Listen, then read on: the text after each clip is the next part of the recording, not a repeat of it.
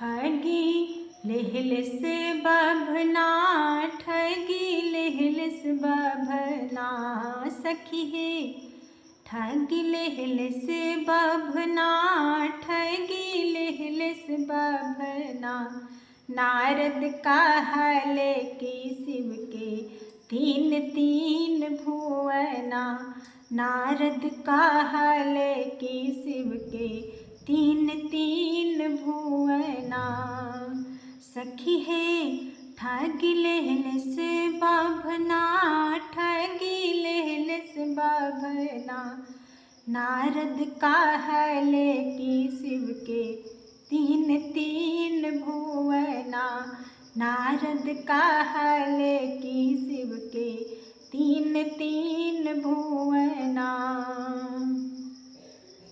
शिव जी के मैयो ना बाप बाड़े अपना।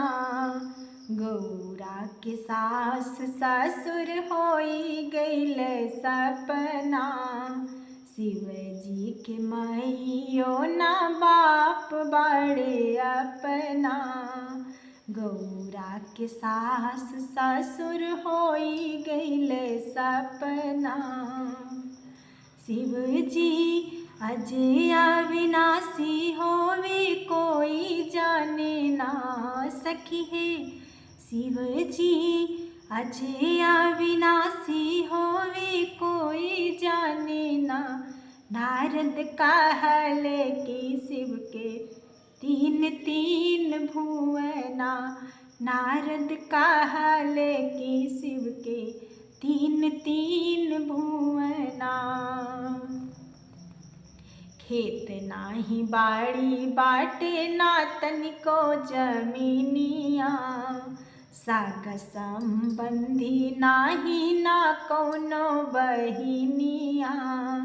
खेत नाही बाड़ी बाटे ना तनिको जमीनिया।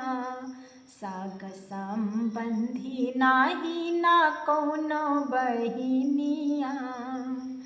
सखी हे गौरा के जीवन होई गईले विधना।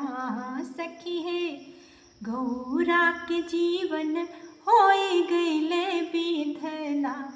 नारद कहले कि शिव के तीन तीन भुवना।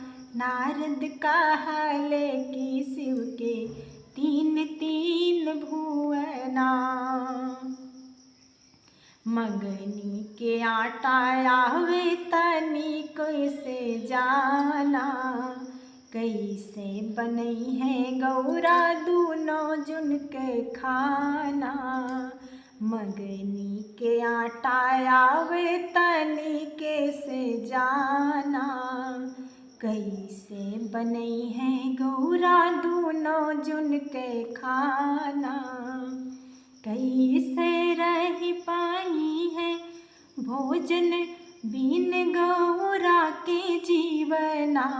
सखी है भोजन बिन कैसे रही है गौरा के जीवना। नारद कहले कि शिव के तीन तीन भुवना। नारद कहले कि शिव के तीन तीन भुवना।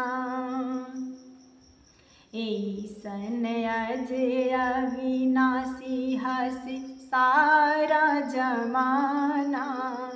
ऐसन अवघड़दानी हंसे सारा जमाना। गैयो न बछियो न बैल पुराना। गैयो न बछियो न बैल पुराना। लोगवा कहिले सुन सुना उगना। सखी हे लोगवा कहिले सुन सुना उगना। नारद कहले कि शिव के तीन तीन भुवना। नारद कहले कि शिव के तीन तीन भुवना। ठगी लेहलिस बभना, ठगी लेहलिस बाभना सखी है, ठागिल हिलस बाभना, ठागिल हिलस बाभना। नारद कहाले कि शिव के तीन तीन भुवना, नारद कहाले कि शिव के तीन तीन भुवना। हमारा गाना कैसा लगा प्लीज़ कमेंट में बताइएगा। अच्छा लगे तो लाइक सब्सक्राइब और शेयर ज़रूर कीजिएगा। सबसे राम राम, राधे राधे।